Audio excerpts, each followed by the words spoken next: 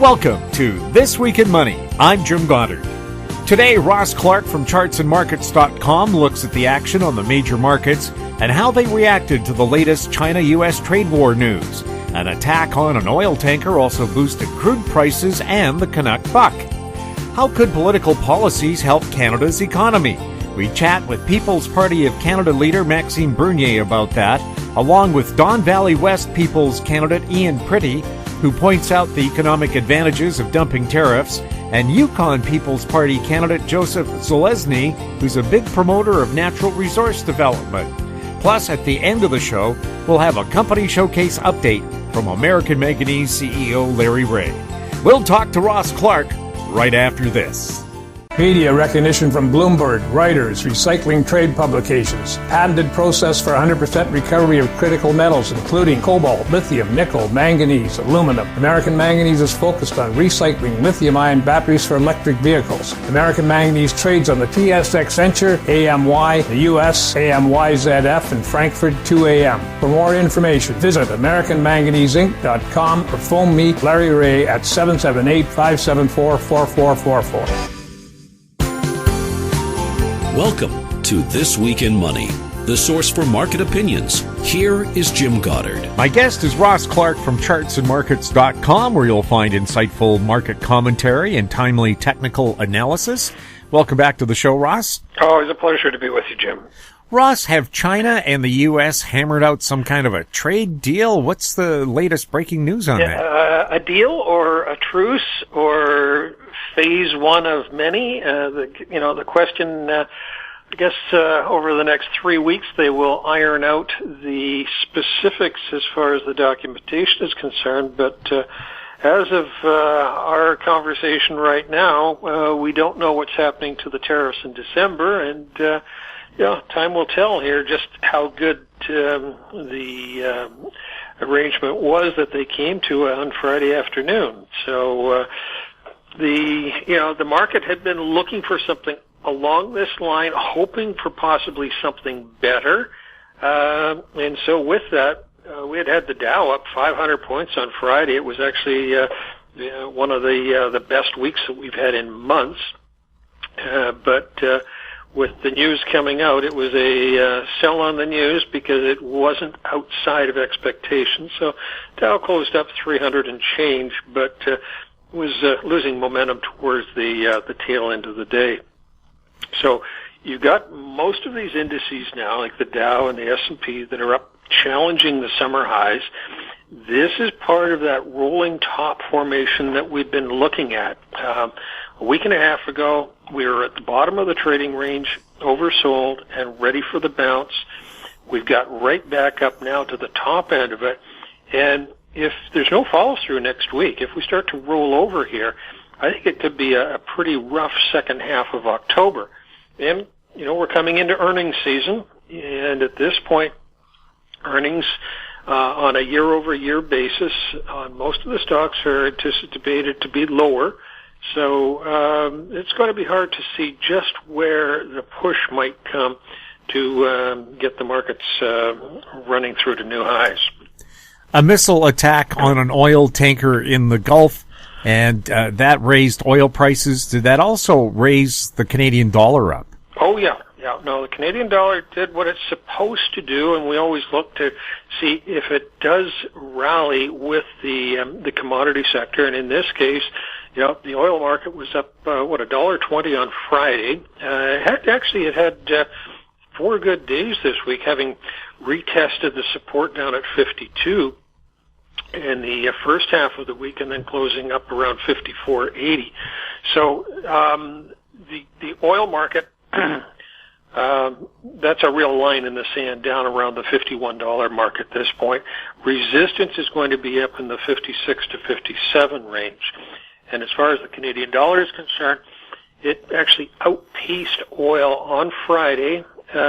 Look to see how it does on a relative basis here in terms of continuing on. But we haven't, in the model that we use, where we look for divergences in the action between the currency and the commodities, there hasn't been any kind of a signal in the Canadian dollar here since back in June when we were up around the highs. And at that point, it looked as though it was going to be vulnerable, but would it get back $0.015 or so? Not a dramatic move. And in reality, if we take a look at this year, we've been confined to about a 4-cent trading range. So the dollar is pretty stable at this point. Is gold still moving along, or did the other positive numbers take some shine off gold? Clearly, the flight to quality or flight to security aspect of the market has really changed. And this week it was a risk-on phase once again. The bond market gave up ground. The gold market gave up ground. We closed at the 1490 range on bullion. The commitment of traders' numbers still show that the speculative positions are still very large, and the commercial shorts are still up there as well. So gold's about 5% off its highs right now. And when we look back at the commitment of traders numbers in the past, when they got as high as they've been now, and you see them starting to roll over so that you're getting a slow reduction in the position by the specs, if this starts to build up some momentum, and it should, if you start to move through the 1480 range where there's been some decent support, I would suspect that the selling pressure from the speculators, theoretically the under-margin traders, will put enough pressure on that instead of being just down 5%, the norm is that you will drop by 15%. So we're talking about roughly another $140 below here is where the really good support would kick in.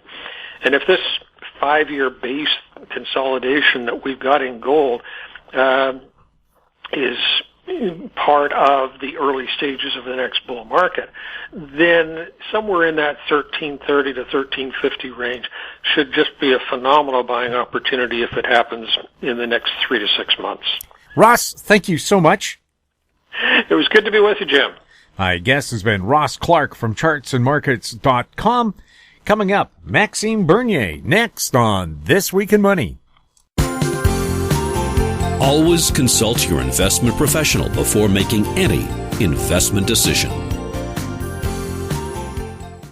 AMY.V Resources Limited is a gold exploration company with significant projects in British Columbia and the Yukon, trading on the TSX Venture Exchange, symbol ABN, and the OTCQB, symbol ABNAF. Surrounded by world-class gold deposits and mines, AMY.V's 23,000 hectares Forest Kerr Gold Project is located in the heart of the Golden Triangle in northwestern BC. For more information, visit us at AMYresources.com. This Week in Money is archived online at talkdigitalnetwork.com. My guest is Maxime Bernier, leader of the People's Party of Canada. You can find his website at peoplespartyofcanada.ca and on Twitter at Maxime Bernier. Welcome to the show, Maxime. I'm very pleased to be with you. Thank you very much. Maxime, does Canada have the potential to be one of the most prosperous countries in the world? Absolutely. If we have the right government that will, first of all, tackle our deficit and being sure that we won't have the huge deficit that we had in the past, and we are able to do that by doing the bold reforms that needs to be done. Yes, absolutely. And because I believe in Canadians also, we need to unleash the entrepreneurs in our Canadian economy, and we'll be able to be very prosperous.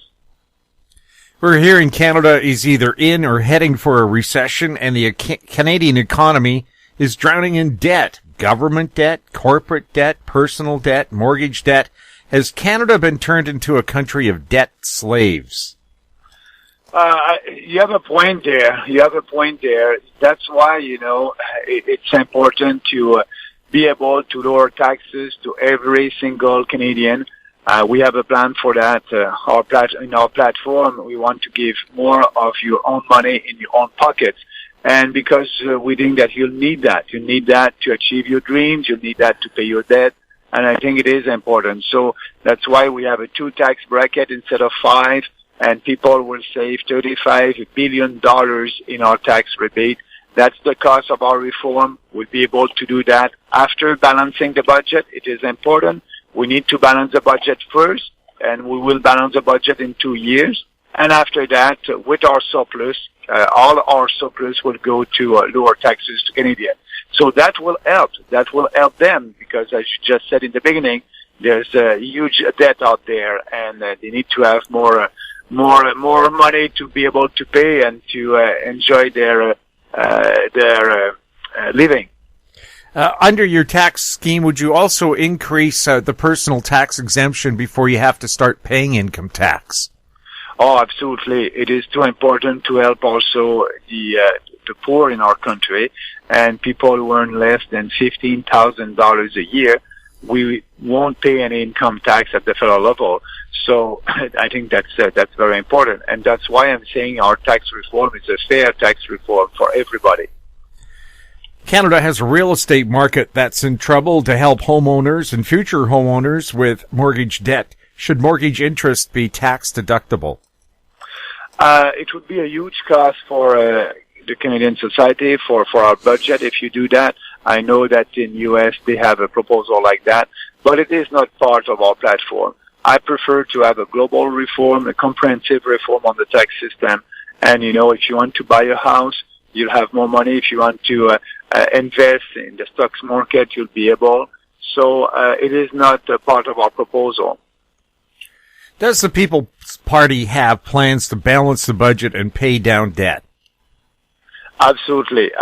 In 2 years, like I said in the beginning, and we need to do some reforms. And we have in mind to abolish the capital gains tax. The saving doing that would be $5 billion. So we'll be able to do that, and to be able to balance the budget with that will save money. Also on foreign aid, we can save money. We're the only political party that is ready to look at foreign aid. It is not the job of the federal government to spend money in Africa to fight climate change. And actually, right now, the Trudeau government is giving $2.3 billion in Africa to fight climate change. So we will bring back that money to Canada and to help Canadians first. And with these kind of reforms, we will be able to balance the budget in 2 years. Is inflation good for the economy? No, it is not. A 2% inflation or 20% inflation, it is not good, because it is a hidden tax, and you can have the same dollar in your pocket, but you won't be able to buy the same amount of goods with that dollar when you have inflation. So we need to have an inflation target of 0%, and that's part of our platform. And actually, as you know, the monetary policy, it is the only responsibility of the Bank of Canada. And the Bank of Canada, it is an organization independent from the government, and we need to respect that. But every 5 years, the federal government can have an agreement with the bank on their monetary policy. And what we want to do, when that will come, we will ask the bank to have an inflation target of 0% instead of 2%. And so that will stop the hidden tax right now that we have with inflation.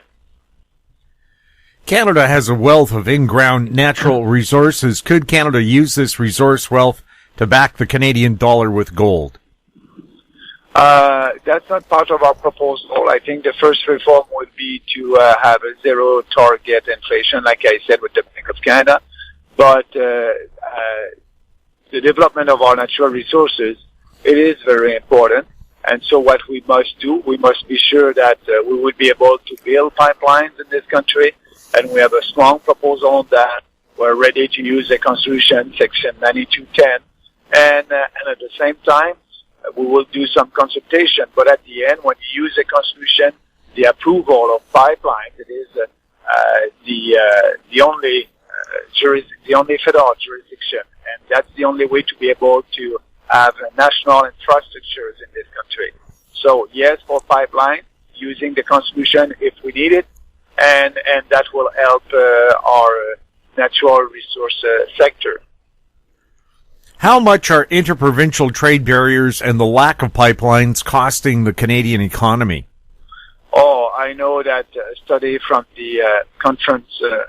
conference board, I think, if my memory is good, it's around $20 billion a year.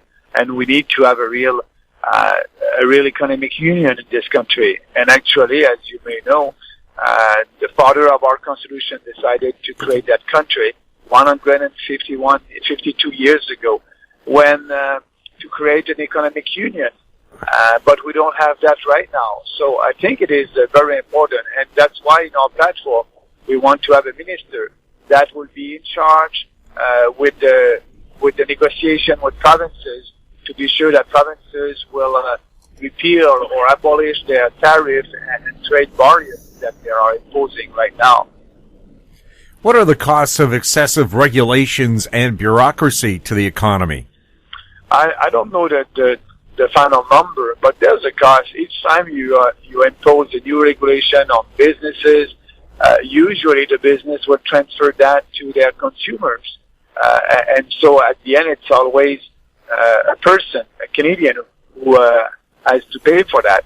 So there's a cost there. And that's why, we want to, like I said, unleash the private sector, being sure that they will pay lower taxes. We have a flat tax on business at 10% for every entrepreneur in this country. We will abolish the capital gains tax. That will help them, and that will promote more investment in our country. If you have more investment, you have more economic growth. So we're going to do that on the tax reform, but also on the regulation part. We need to do a full analysis of all the regulations, and the ones that are not useful must be repealed, and that's part of our program.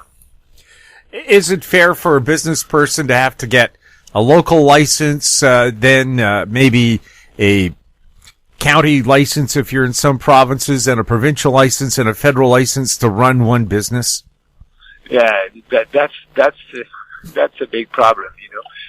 Usually the provinces are responsible, and the federal government. In our constitution, we are a federation, but the most important, these two levels of government must speak together, and usually it is not happening on a regular basis. And sometimes, like you said, you have a business that will need to have permits from different levels of government.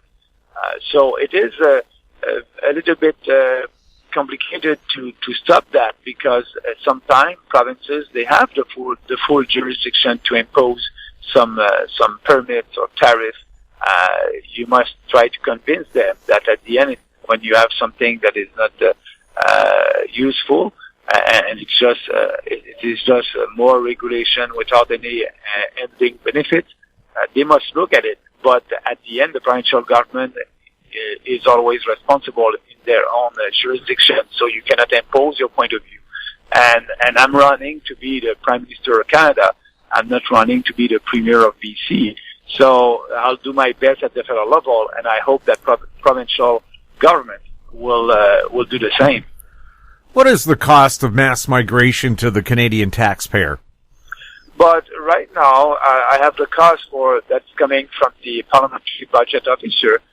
The people who are crossing our border illegally in Quebec at the Roxham Road, 45,000 of them for the last 2 years. It's $350,000.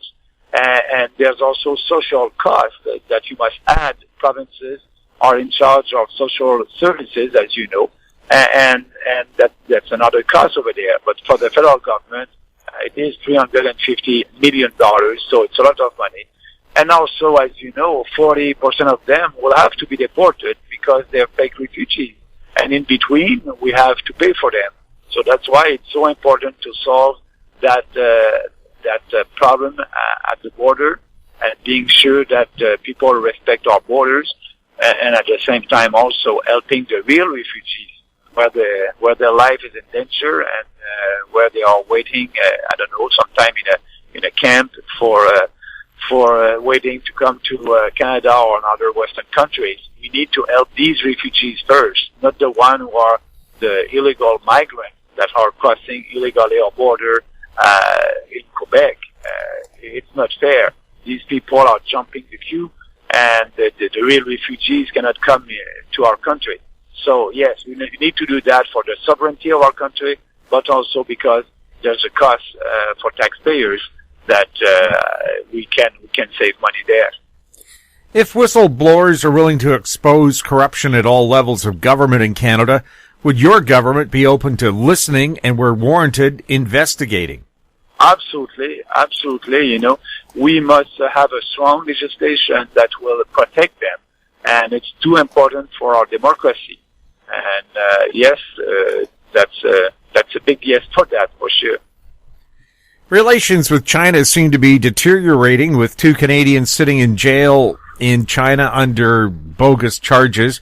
Intellectual property theft is a problem. Unbalanced trade. Should Canada bring manufacturing back to the country and look at putting tariffs on Chinese goods?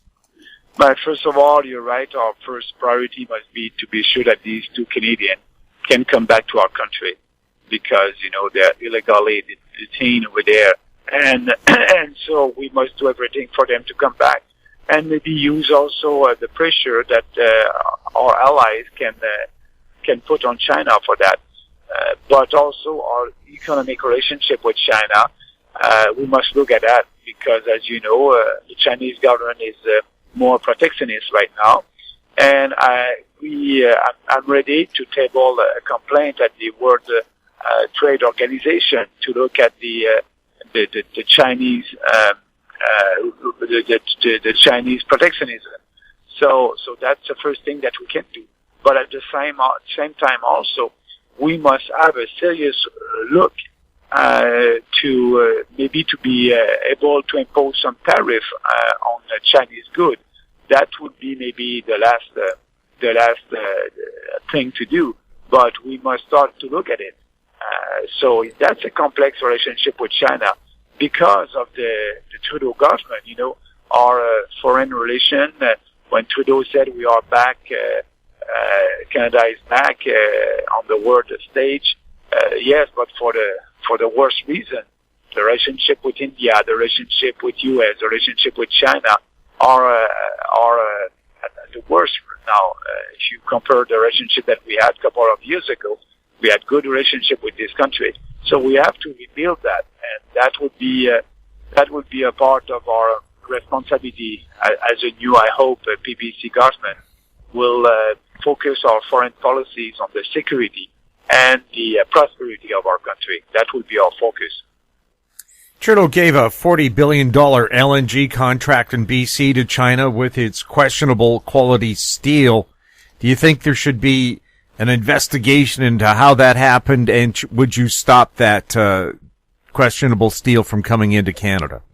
I won't stop it for now. I think the first thing that we can do is, yes, having a kind of an investigation there to know all the details, and we'll see after that investigation what we can do. Should Canada be using tax dollars to fund other countries while we have Canadians that are desperately in need of help? No, and if you look at Canadians on reserves of some of the First Nations, they don't have clear running water on reserve. It is not acceptable. So what we must do, we must, first of all, help Canadians first, and we can save a lot of money by, not funding bridge and pipelines in Asia. And the federal government, as you may know, will give $250 million to the Chinese government for a Chinese development bank. So, with the relationship with China, I don't understand why the federal government is doing that right now. But yes, we must stop that and bring back that money to Canada to help our people first. India has been receiving millions in Canadian foreign aid, and they're a country that tried to put a satellite on the moon. Should a country that has nuclear weapons be getting aid from Canada? But that's why we want to review foreign aid. That's why, I cannot answer that question precisely with India. I can tell you it's all foreign aid will be reviewed, and we can save our estimation about $4 billion there. So we'll look at it. We need to help a developed country. I think that's why we are ready to change development aid and being sure that we'll aid countries that need to be helped when you have an environmental disaster or humanitarian crisis. Yes, Canadians are generous and we must help them. But for economic development, it is not the role of the federal government to help other countries like that. We can help them by having open borders. When I'm saying on free trade, I want more free trade, more freedom. So if these countries are able to sell their goods and services, that will help their economy. They will grow. So more free trade, it's always better than giving foreign aid. Should corporate innovation be welcomed and corporate welfare ended? Yes, the answer is yes. Yes for both, absolutely. And we'll end corporate welfare, like I said. We'll be able to save $5 billion. If a corporation is good, they don't need any government money. And if a corporation is badly managed, why are they going to receive? Why will they receive Canadian taxpayers' money? Canadian taxpayers are not there to take that risk. So that's why we must stop corporate welfare. Should capital write-offs happen faster for business? That's part of our proposal, and in our first budget, we want to do that to be sure that the private sector, the entrepreneurs, will have the right incentive to invest in our country. So our first budget will be a flat tax on business at 10%, will be the abolition of capital gains tax, and also the accelerated capital cost allowance. So if an entrepreneur wants to invest in equipment, he will be able to, or she will be able to depreciate that in the first year. So that will give them a better cash flow and a better value for their corporation, and that will give them the right incentive to invest more. And with more investment in technology, in equipment, you're becoming more productive, and it's always good for economic growth. Canada's biggest trading partner is the U.S. Do you think you could do deals with President Trump that would benefit Canada and Canadians? I think so. It's too bad that we don't have the free trade agreement right now with the U.S. It's not signed in the U.S. It is not approved in Canada, and they're our biggest export market. So we need to have a free trade agreement, and the best way to start with that is to abolish the cartel in milk, dairy, and poultry. President Trump was asking for that during the negotiation, but all the other political parties said no to that, and they wanted to protect, and they are still protecting 19,000 producers under supply management and not working for 36 million Canadians. So that's what we want to do. And yes, by abolishing that, we will be able to have a better deal with the U.S. because they will be able to export their milk, chicken, and eggs here in Canada. And at the same time, also, Canadians will pay half the price for these products. So it's a win-win proposal, and I don't understand why the Trudeau government and the other political parties don't want to work for Canadians and to be sure that we'll have the best deal with the U.S. The Prime Minister has given the UN powers over Canada. What are your thoughts on the UN, the Trans-Pacific Partnership, and the Paris Accord? Well, for the Paris Accord, as you know, we're the only party who won't sign that accord. We are not hypocrite. We are telling the truth to Canadians. Canadians know that with a carbon tax of $50 a ton, our country won't be able to achieve the Paris Accord. They will need to impose a carbon tax of $300 a ton, and that will destroy our economy. So why saying to Canadians that they will achieve the target when they won't? So we are honest with Canadians and saying we won't sign that Paris Accord. And by the way, Canada produces only 1.8% of the global emission. So we don't believe that there's a climate emergency crisis and that in 10 years or 12 years that will be the end of the world if we don't do anything. So that's why, the environment is a shared jurisdiction with provinces. If a province wants to have a climate change policy, that would be their decision. But at the federal government, we won't impose more regulation. We won't impose a carbon tax, but we will have a concrete proposal for the environment. We can work to be sure that our lakes will be clear and our water and our land. And so let's have a concrete reform for the environment that will help the environment and having right now as soon as possible, and not working on something that you won't be able to achieve the target. So we're very honest with the population on that. And that's why we won't sign the Paris Accord. Trudeau gave the mainstream media almost $600 million of taxpayer money. Do you think he's getting his money's worth? No, I don't. The media must be independent from the government. We must cut that fund. We must stop to give money to the media because it's not.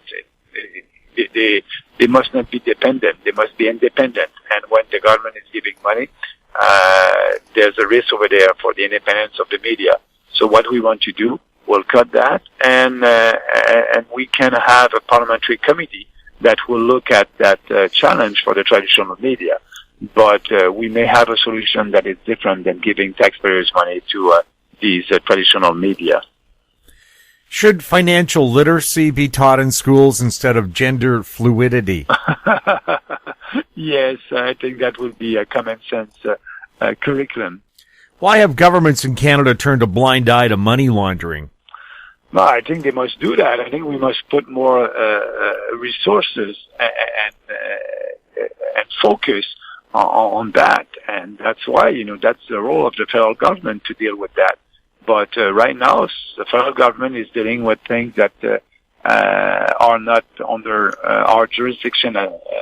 So, like, I can give you an example, like healthcare. It is a 100% provincial jurisdiction, but every other parties they have a proposal on that to interfere in provincial jurisdiction. So let's work on what we under our jurisdiction, Ottawa, and money laundering. It is a big one. How can people find out more about the People's Party of Canada platform? They can go on our website at peoplespartyofcanada.ca, and also they can watch some of my videos. I will do more videos on our platform. So it's all on our website, and also they can ask their candidates. As you know, we will have a full slate of candidates in every riding in this country, and also they are campaigning right now. Our candidates are out there, and they're door knocking and speaking with their constituents. So be in touch with your candidate, and if you want to know who's your candidate, you can do on our website, peoplespartyofcanada.ca, and look under our party and our candidate, and you'll have our candidate in your riding. So that's important. So don't hesitate. Be informed, and our goal is to be sure that you'll be able to know what we want, what we promote, and our goal is to have a freer and a more prosperous country. And I think we have our policies for that based on 4 principles: individual freedom, personal responsibility, respect, and fairness. So if you want to know more, People's Party of Canada. Maxime, thank you so much for being on the show. I really appreciate that. Thank you for that opportunity. My guest has been Maxime Bernier, leader of the People's Party of Canada. Coming up, People's Party of Canada candidate Ian Prittie, who's running in the riding of Don Valley West in the heart of Toronto. Cypress Development Corp is developing a world-class lithium resource in the heart of Clayton Valley, Nevada. The size of the resource makes the Clayton Valley project a premier asset with the potential to impact the future of lithium supply. Cypress Development Corp trades on the TSX Venture Exchange, symbol CYP, the OTCQB, symbol CYDVF, and on Frankfurt, symbol C1Z1. For more information, please visit our website, cypressdevelopmentcorp.com. This Week in Money is archived online at talkdigitalnetwork.com. My guest is Ian Prittie. He's the People's Party of Canada candidate for Don Valley West. You can find him online at ppcdonvalleywest.ca. Ian, welcome to This Week in Money. Thank you very much. It's great to be here. And for us people out in Western Canada, where is Don Valley West? Well, geographically, it's almost in the exact center of Toronto. The ridings in Toronto, there are 25 of them, almost in the exact center of it.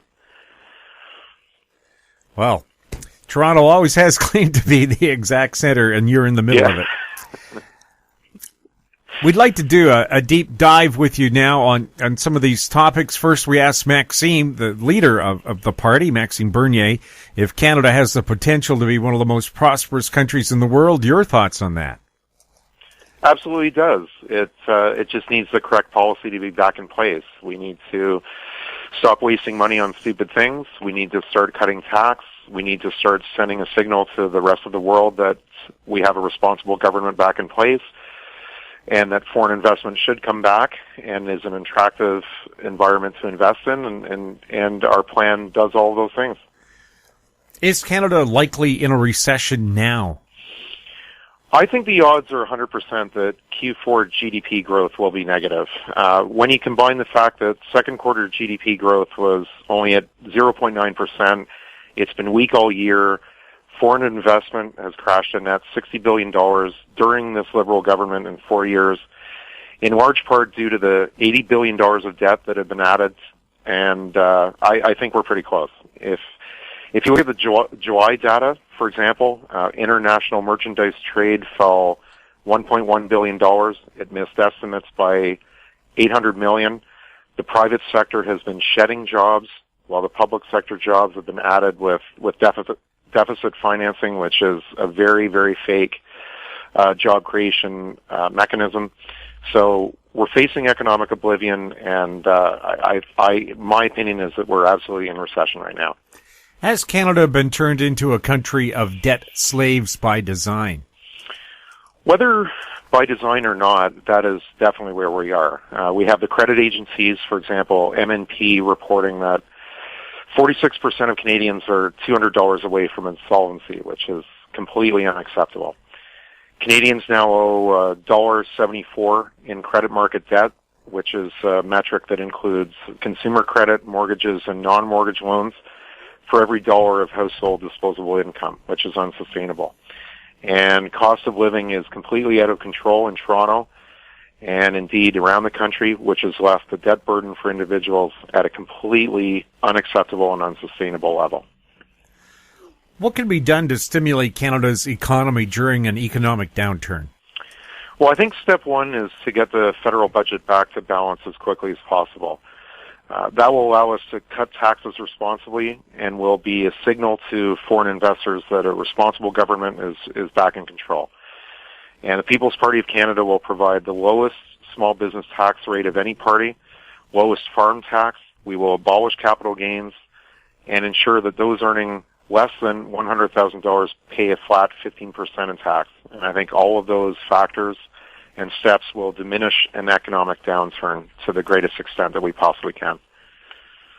Now, if the People's Party of Canada could fulfill its promise of 0% capital gains, what would that do for the Canadian economy?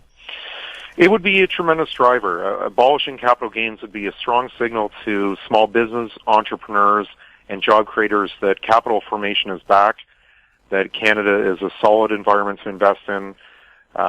Capital gains impedes capital formation, which is absolutely critical to creating jobs. And my opinion is that we need to join countries like New Zealand and Hong Kong, which have eliminated capital gains, and they've had great job creation as a result of doing that. The People's Party is also promising to save everyone money with lower income taxes. Again, what would that do for the economy? Well, I mentioned the precarious situation that Canadians are in with almost half of our population being very close to insolvency. This is completely unacceptable. We need to get debt levels down. We need to get the savings rate increased. We'll take the current 5 income tax brackets down to 2. No one will pay income tax below $15,000. There'll be a flat 15% on those earning less than $100,000. All of these factors will allow Canadians to get rid of their debt and get back to savings. We desperately need to increase the savings rate, and our plan does that. Do you think a lot of parties have an undeclared war on people who have worked hard and have become wealthy through that hard work? I do. I mean, the statistics show that. It's the sign of a country that's succeeding economically is I think probably the main indicator is the savings rate. That shows a responsible government. It shows the fact that people can get ahead, and our rate right now is abysmal, and people have too much debt. They are not able to save. Cost of living is completely out of control, and the spending. The other parties are promising just continued amounts of spending, which I think is absolutely the wrong path, especially where we sit economically right now. Balancing the budget, just how important is it for a country to have a balanced budget? Extremely important. It sends a signal to foreign investors that it's a correct place to invest. And when you look at the fact that just in 4 years alone, foreign investment has crashed $60 billion, inflows have fallen $30 billion, outflows have increased $30 billion. It's because people look at this Liberal government and they realize that we can't do energy projects. We're not fiscally responsible. Why would you invest in Canada? We have to reverse this situation. And so I think the first step is to send a clear message not only domestically to our own investors and population, but to the rest of the world that a responsible government is back in control. And that's why we're pledging to balance the budget in 2 years. No other party comes close to that, and we think that's the correct path. The elephant in the room is the national debt. Do you have plans to reduce and eliminate the national debt? We do, and I think it all starts with getting to that balance in 2 years as we're promising to do. And it needs to be done in a responsible way that won't harm Canadians. Corporate welfare costs federal taxpayers $5 billion per year. It has absolutely zero to do with jobs, despite what the other parties say. It's all about vote buying and gaining political contributions, which is why Canadians read the headline that SNC-Lavalin's executives and their families contributed $110,000 to the Liberal Party several months ago. It's never about jobs, and corporate welfare needs to stop. And the Conservatives say 25% of it, we say 100% of it. And we think that's the principled approach. Canada gave over $8 billion of foreign aid in 2018. We're a compassionate country that always cares about legitimate problems in the world. If there's a true humanitarian crisis, Canadians will always be there to deal with it, but we disagree with the idea that $8 billion in 2018 would go to corrupt dictatorships overseas with next to zero accountability. It's not in the interests of the country, and we believe it needs to stop. And if you take those two steps alone, you can get very close to balancing the budget again. It will definitely put us on the right track to doing that. And this is where we differ from the other parties. They won't do it. We're the only ones promising to do it.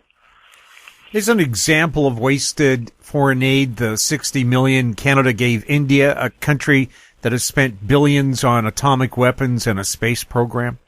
Well, absolutely, and there are all kinds of examples. I mean, you have the Asia Infrastructure Investment Bank. I mean, they've kidnapped 2 Canadians for no reason. They've been in prison over there for almost a year. The Liberal government has no clue, and we're still paying the Asia Infrastructure Investment Bank $200 million a year, and we still sit on the board seat imagining that China will be kind to us. That's not the right approach. We're paying all this money to all these countries. It has no benefit to Canadians. It needs to stay in the country. It needs to work towards balancing our budget. That's the correct path. The establishment parties in Canada are pushing globalism. Is globalism likely to financially ruin Canada? I think all the policies that especially the Liberals have signed on to really harm Canada. Open borders mean a focus on non-economic immigration, which is costing us billions of dollars. Climate agreements that result in simply higher taxes for everybody and higher cost of living.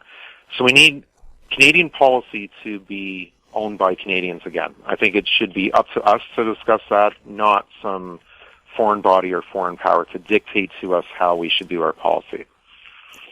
What's the cost to Canadians to have Canada participate in things like the Paris Accord, the Trans-Pacific Partnership, the Comprehensive Economic and Trade Agreement, CANZUC, and the United Nations? I have a particular problem with the Trans-Pacific Partnership because there's never a focus. It seems like whenever we do trade deals, there's never a focus on our Canadians' ability to generate intellectual property. So I'm from a family business that owns over 150 patents, and it's very difficult for me to see trade deals negotiated that seem to say that the only thing Canadians are capable of is cutting down trees and providing commodities to the world. We are a first world country. We are a highly educated country. We have fantastic entrepreneurs. We have fantastic research and development.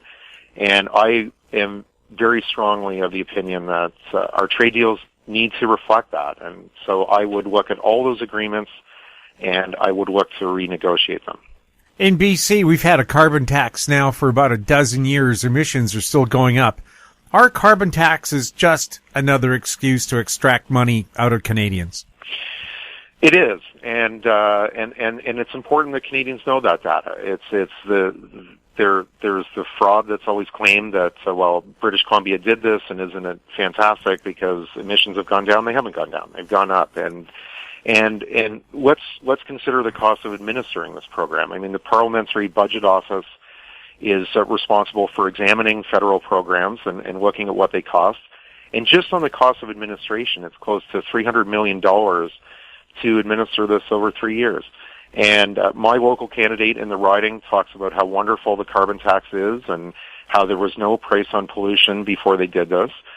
The reality is, I can speak to Ontario stats, and I know in British Columbia it's far, far worse. But Catherine McKenna has said probably dozens of times that polluting was free before the carbon tax. Gasoline in Ontario is taxed at 35%. Before the Liberals even added 4.4 cents per liter. And so to try to tell the public that polluting was somehow free before they added this is absolutely insane. And what they're hoping, of course, is that people don't notice the increase in the cost of living, increase in all the goods that they buy that have to be transported, and all the transport companies have to pay more because of the carbon tax. We need to get rid of this. It is absolutely consistent with the fact that everyone is in debt, no one is able to save. It has to end. And of course, here in Vancouver, we have an 18.5 cent a liter transit tax, which is one of the reasons we have the highest gasoline prices in North America. Just, by the way, how much is corporate welfare costing Canadians right now, and what would your party do about it? We are the only, certainly the Liberals and Conservatives and us, are pledging to eliminate corporate welfare completely. The Conservatives' plan is absolutely ridiculous. They're talking about 25% of it. It doesn't need to be 25%. It needs to be 100%. And right now, it's costing $5 billion a year, but it could be as high as $10 billion a year if you factor in the tax subsidies that go along with that. The 5 is related to straight cash costs that are given out. But if you look at the tax incentives that are given, it gets far worse. And it's interesting, if you include the 4 largest provinces, the federal and provincial levels, the figure rises to over $30 billion per year. And so at the provincial level, it's obviously up to them to make the determination, and ideally the same direction that we're going, which is to eliminate all corporate welfare. Government should not be in the business of picking economic and winners and losers, and it should definitely not be in the business of spending billions of our dollars to vote by and try to achieve influence. So we're going to get rid of all of it, and that's our promise. Should Canada and the U.S. have real free trade, no subsidies, no barriers, no tariffs?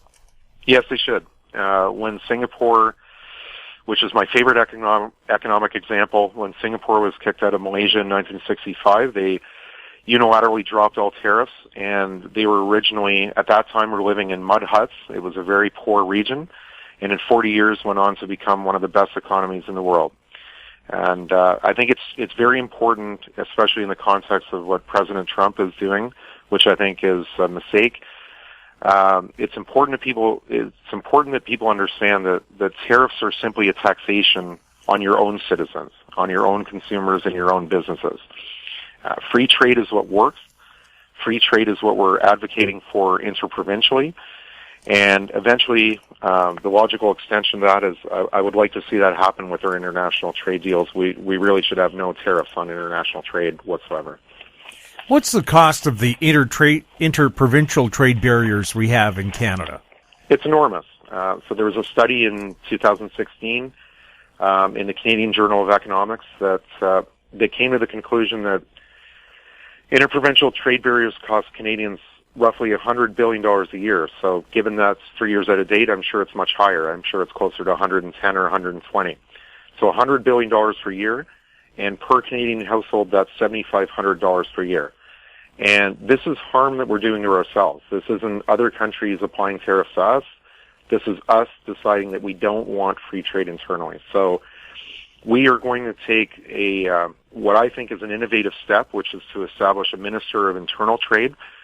There are things within the provisions within the Charter that allow us to work against this problem, but I really feel politically the main thing that needs to happen is we have to collaboratively sit down with the provinces and say it is in all of your interests to get down to zero tariffs. That's the correct path. We will have far more economic growth, and we don't even have to negotiate with any other country to do this. It's an internal problem, and we should fix it as soon as we can. And I think having the key individual in place that will be the Minister of Internal Trade will really, really set the tone that this is something that has to stop in Canada. Well, I know Canadians, of course, love their beer, but it's illegal to take more than a couple of cases between provinces. But what about jobs? I mean, if you have a steamfitter's ticket in Ontario, are you qualified to work anywhere else in Canada? Well, it's a key problem. I mean, I began my career as an engineer, and of course that's provincially licensed, and that's something, all the professions that are provincially licensed and all the designations that are provincially licensed should be transferable federally. There's no reason, when I began my career as an engineer, if I decided to move to British Columbia or Alberta, I mean, the fact that you have to recertify and end your old license and get a new license, nurses, I mean, anything to do with healthcare, that's obviously all has to be repapered when you go to a new province. It's ridiculous. And so that's another friction that frankly, on people's movement and the economy, and a hassle that shouldn't happen, and we should do away with that. How important are oil and gas pipelines for Canada? Extremely important. I was very proud to go to United We Roll in Ottawa on Parliament Hill back in February, where I met a number of the people who eventually decided to run for our party, and I was very proud to meet them and very proud to call them friends. This is something that has so much benefit for Canada if we could ever get this right. First Nations bands will receive over $400 million for the life of Trans Mountain, just to name one project. We all know the situation in Alberta. There are north of 100,000 jobs that have been lost due to the fact that foreign investors realize that this country is a joke as it currently stands. They're not going to put money into energy projects. They know that the federal government doesn't care, and they won't get anything done. And we're the only party that will use charter power to insist that energy projects that affect the national interest have to get done. And the Conservatives are simply lying when they say that they will achieve anything. Look at Harper's record. We spent 10 years consulting. I absolutely agree that consulting is extremely important, especially when it involves our Indigenous friends. You have to have a discussion about what revenue could come to them and what jobs could come to them, and you have to do it in a respectful way. But the reality is that the Conservative Party is unwilling to use the charter power to get these projects done. We have to do it. We have to get this going. Should the Canadian dollar be pegged to the U.S. dollar as soon as they trade at par? No. But the interesting thing there is we're always going to be tied to the central bank in a way, because we essentially have to move, as you know, in lockstep with what their central bank is doing. We can have some variations with that, but generally moves in tandem. And they're, the rest of the world is going to a negative, like a zero interest rate and negative interest rate environment. And unfortunately, we have to follow that, which has absolutely decimated seniors and savers. And it's a terrible policy. But because of our trade relationship with the United States, unfortunately, we're somewhat tied to that. Well, here Justin Trudeau sold off the last of Canada's gold, maybe a membership fee to join Globalism. Canada has a lot of gold in the ground. Could the gold Canada has be used to make the Canadian dollar a gold-backed currency? I think Canada absolutely must return to the Bretton Woods era of gold-backed currency. If you look at the Bretton Woods Agreement that was signed in 1944, there was international agreement on the desire to back currency with gold, and it led to incredible price stability and banking system stability between 1944 and 1971, when President Nixon unfortunately made the mistake of destroying the agreement. And during those 27 years, there wasn't one bank failure of any significance in the participating countries, which effectively was the Western world, including Japan. And once the gold peg was removed, we had raging inflation in the 1970s, and ever since we've had boom and bust financial bubbles, and of course now we're in the worst bubble of all time.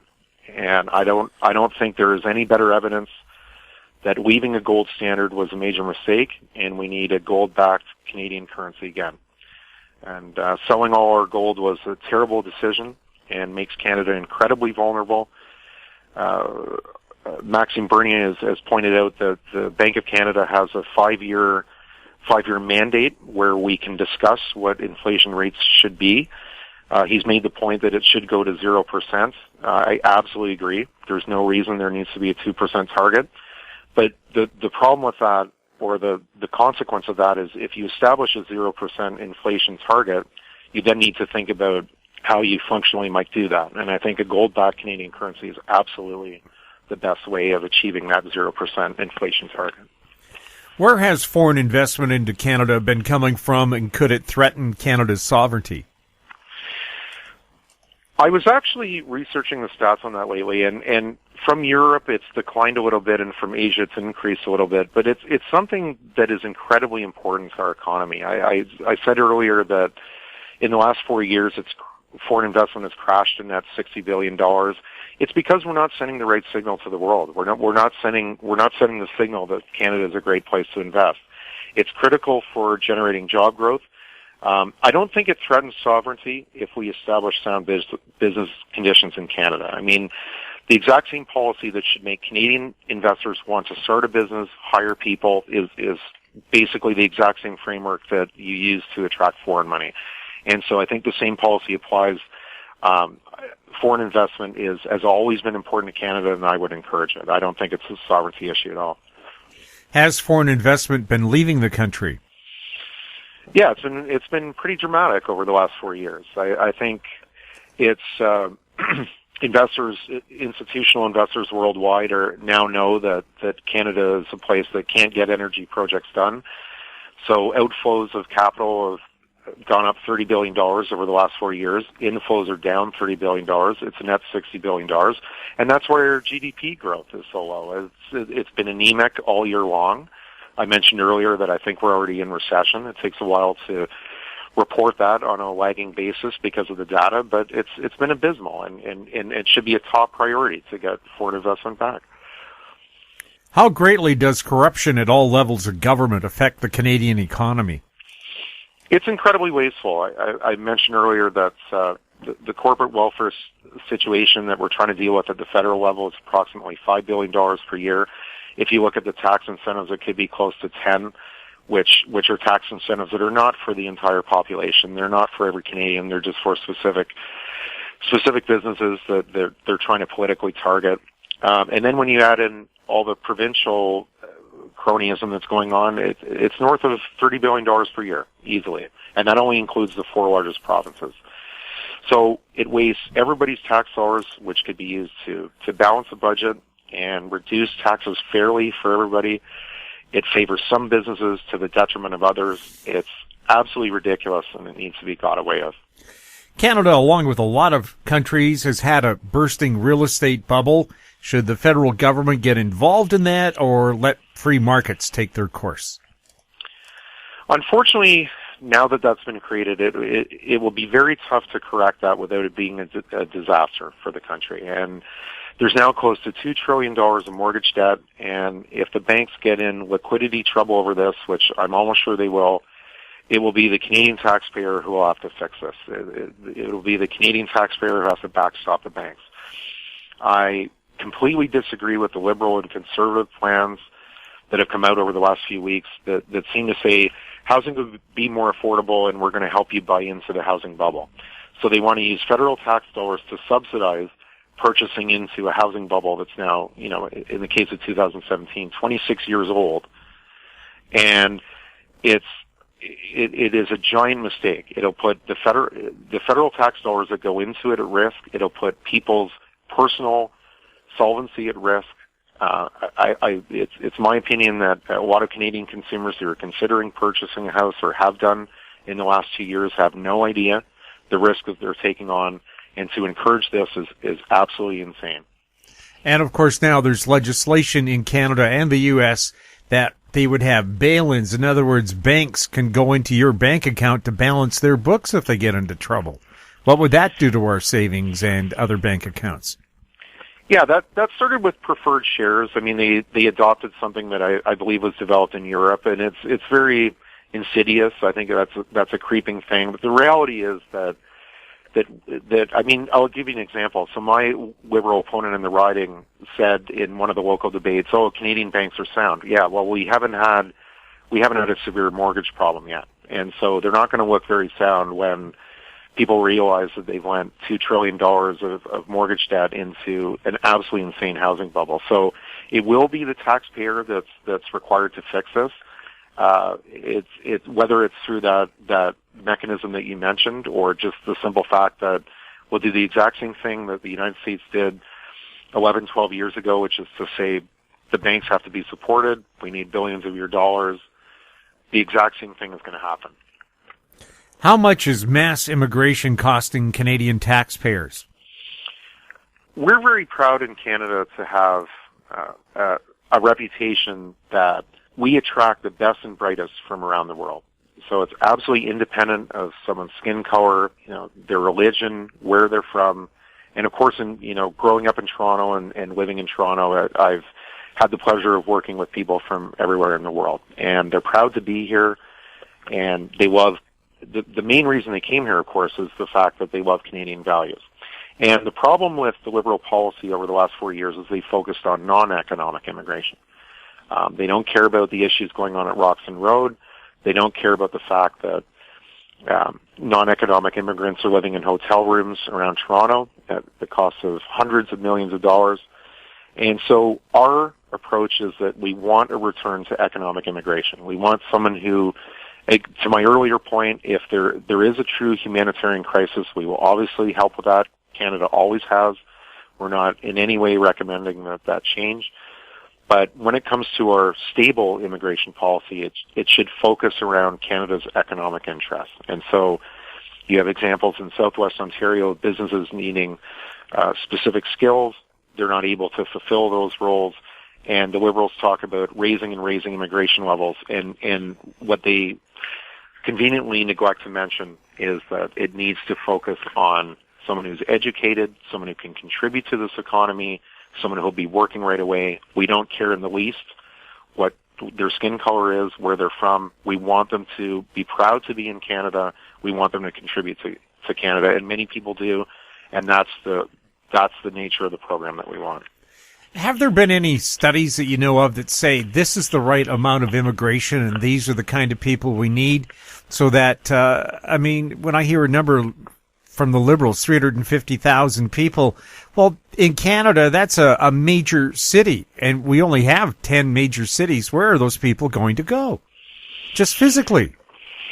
Yeah, it's an incredible stress. I mean, if the social housing in Toronto is absolutely bursting at the seams. We've thrown multiple of our own citizens out on the street because of this pressure. There's the asylum system. The Liberals have absolutely destroyed the asylum system, which is now sitting at a backlog of probably this figure's out of date, but the last figure I heard was 71,000 people. It cannot be accommodated, and it particularly cannot be accommodated when there's a focus on non-economic immigration. So that needs to be the change that we make. We've been hearing that excessive regulations and bureaucracy are choking the Canadian economy. Does the People's Party have a plan to fix that? Regulation should be sensible. So in no way do we feel that there shouldn't be any regulation. I mean, if you look at things like workplace safety and protecting the environment, I think it needs to be appropriate and it needs to be sensible. But what we've heard from business owners in Ontario is that there are multiple cases of someone wanting to invest capital, wanting to further their business growth.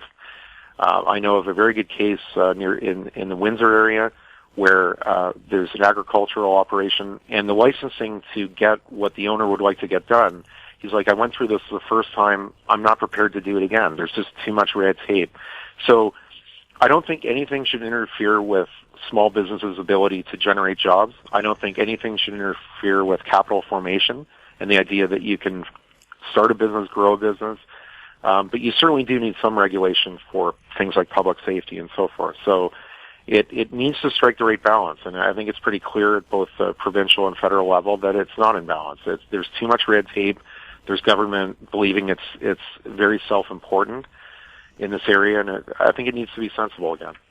Well, in the city of Vancouver, for example, people line up for hours before City Hall even opens to try to be first in line to talk about getting a permit, and they're forced to come back time and time and time again to get little petty things changed or rechanged as policies change on the fly. Should it not take you a few weeks or months to get a building permit instead of years? Ideally, as little time as possible. If you're a reputable person and you have capital and you want to create a business and further your business and create jobs, I think as few things should interfere with that as possible. Should Canada be focused on bringing manufacturing back to Canada so products once again can say made in Canada? That would be magnificent. I grew up in a small business manufacturing owning family, so I'm very familiar with this. And it was very hard to watch 300,000 manufacturing jobs disappear from Ontario in the last 15 years under the provincial Liberal government. It was an absolute disaster. And we don't have a specific plan for manufacturing, but I think it's clear that our plan to make all small business succeed and our tax policy will certainly contribute to manufacturing returning. Could faster capital write-offs for all businesses be helpful for the economy? It's a great way of taxing business owners less, which will, of course, lead to more job creation in the private sector. It's a good idea that would ensure that business equipment stays up to date, things that have sort of gone through their lifespan or decommissioned. And I've been through, as I said, growing up in a manufacturing background, the family business had to deal with this. And I think it should be accelerated. I think it's a very good idea. Should Canada be open to using tariffs to combat unfair trade practices? I would not, because again, tariffs, it's important for people to understand that tariffs are a taxation on your own people and your own businesses. And to go back to the Singapore model, I think it's important to understand from that the way they succeeded was that their people and their businesses could get access to the best products from around the world as input costs to their business at the absolute cheapest price. So I think the approach that President Trump is taking, where he goes into a bit of a temper tantrum and someone, he's upset at a certain country, in the latest case China, says, I'm going to raise tariffs. He doesn't seem to understand that it's a taxation on his own people, and I would not take that approach. Did the Trudeau government give the mainstream media almost $600 million to favor the establishment parties in the election coverage and ignore the People's Party of Canada? I think it's clearly created a risk over objectivity. I mean, if you have parties promising to keep you in business and you have a party that comes along and says, we don't agree that there should be economic favoritism and picking winners and losers, I think that's a clear risk that's been raised.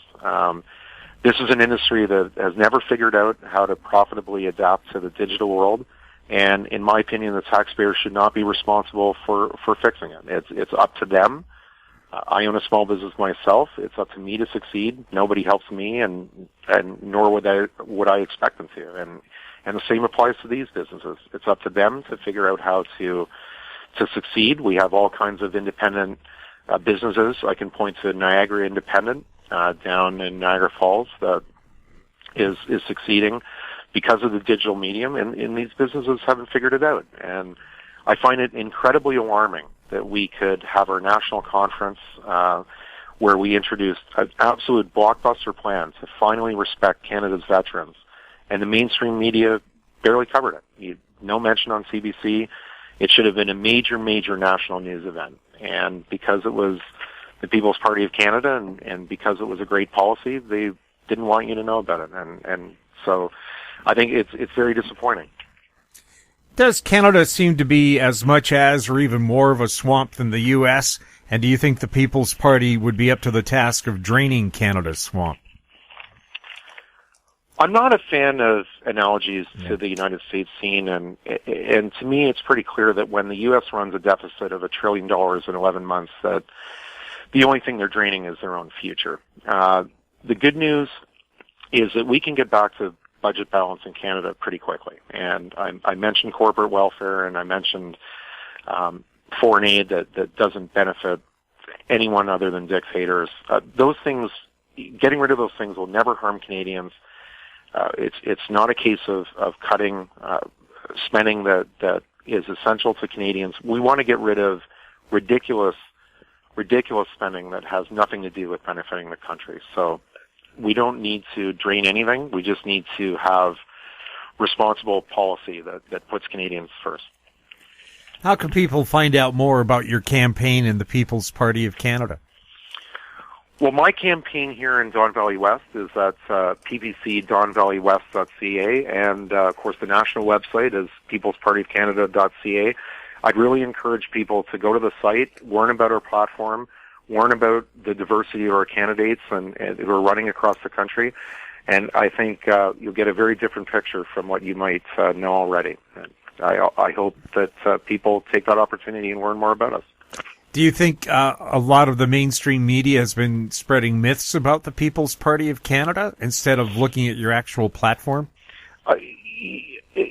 I think there's some of that. The main problem I've experienced in this campaign is that people don't know about the party, and I think they're curious. They want to learn more, and I viewed this entire campaign as a bit of an education mission. We're on a mission to give people the facts about what we stand for, and we leave it to their judgment. I'm the biggest believer in democracy ever. So if someone responsibly looks at our platform and says, no, I don't agree with that, of course I respect that. But what we found at the doors is that people don't know about us, don't know what we stand for, and or may have heard something that's completely erroneous. So I've really viewed this as an education mission to tell the riding about what our party's all about, and then leave it to their judgment about whether they want to support us or not. Ian, thank you so much for being on the show. Thank you very much. I appreciate it. My guest has been Ian Prittie, People's Party of Canada candidate for Don Valley West. As he described it at the start of the show, that's right in the middle of TO. Coming up, People's Party of Canada Yukon candidate Joseph Zelezny, next on This Week in Money. Engineer Gold Mines is focused on the exploration and development of the historic high-grade Engineer Gold Mine situated 32 kilometers southwest of Atlin, British Columbia. Engineer Gold Mines is fully permitted for surface and underground exploration with the 2019 drill program now underway. Engineer Gold Mines Limited trades on the TSX Venture Exchange, symbol EAU. For more information, please visit us at engineergoldmines.com. Don't miss out. Stay informed. Receive the HowStreet.com weekly recap with thought-provoking podcasts, radio, and articles delivered to your inbox. Sign up for the HowStreet.com weekly recap on our homepage at HowStreet.com. This Week in Money is archived online at TalkDigitalNetwork.com. My guest is Joseph Zelezny. He's the candidate running for the People's Party of Canada in the upcoming federal election in the Yukon. His website there, yukonppc.com. Joseph, welcome to This Week in Money. Thanks. Happy to be here with you today. Joseph, is Canada being sold out to foreign investors? Well, it definitely seems like it's being sold out. I think there's a key difference between being sold out versus having foreign investment. And it looks like what's happening is that actual positive foreign investment in our capital markets or in our resource sector isn't happening, and rather what's happening is that there appears to be lobbying that's resulting in regulations that are essentially sabotaging our domestic industries and companies, and as those companies are essentially punished, they are being bought up for pennies on the dollar, because really, who'd want to pay full value for a company when the regulatory framework is designed in such a manner that there's no assurance or confidence in being able to bring a project online in a timely fashion, or to have favorable investment possible. Mm-hmm. Is there a feeling that overregulation is keeping Canada from being a prosperous country when it comes to our natural resources? Well, absolutely. I've personally worked in several fields. So, in the oil sands specifically, and I was doing IT consulting work on a number of projects. I've also worked in water and wastewater treatment plants, as well as for so-called renewable energy companies. And I've noticed that there's so much burdensome bureaucratic regulation that is necessary. It takes away from the spirit of what those regulations are intended to be, or what the common perception is of people. Like, a lot of people will think, oh, these regulations are to protect the environment. Well, yes and no. We already had among the best regulations, whether it's to protect workers, to ensure worker safety, to ensure protection of the environment, etc. But what's happened with Bill C-69 and C-48, for example, specific to the natural resource sector in Canada, is it limits the ability for domestic projects to become developed and happen. But yet it's not applied to anything that's imported. So instead of a flourishing national economy, we're actually losing jobs, and we're importing the very same resources that we could be producing ourselves, specifically oil and gas, as well as other minerals or even lumber, furniture, that sort of thing. We keep hearing the securities markets in Canada are overregulated and a detriment to economic and job growth. What are you hearing? Well, I've heard a lot of the same things. In fact, all of these regulations seem to be encouraging monopolization, regardless of whether it's the natural resource sector or healthcare or other industries. The regulations are actually having a detrimental impact to small and medium businesses because they simply cannot meet all of the standards, because trying to comply with overly burdensome bureaucratic regulations comes at a high cost. And so then you have to balance whether or not you focus on actually doing productive work, or whether you refocus those efforts on regulatory compliance, because with increased regulations and taxes, it's just becoming that much more difficult to manage and run a business successfully. How important are the junior stock markets in Canada to the mining and oil and gas industries?